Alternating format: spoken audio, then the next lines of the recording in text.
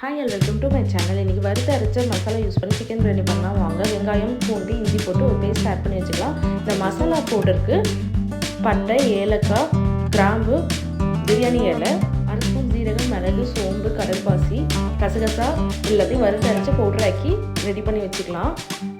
நெய் ஆட் பண்ணிவிட்டு வெங்காயம் பேஸ்ட்டு ஆட் பண்ணிக்கலாம், தக்காளி ஆட் பண்ணிக்கலாம், தயிர், புதினா, கொத்தமல்லி ஆட் பண்ணிக்கலாம், மஞ்சள்தூள், மிளகாத்தூள், தேவையான அளவுக்கு உப்பு, கரம் மசாலா பொடியெல்லாம் ஆட் பண்ணிக்கலாம்.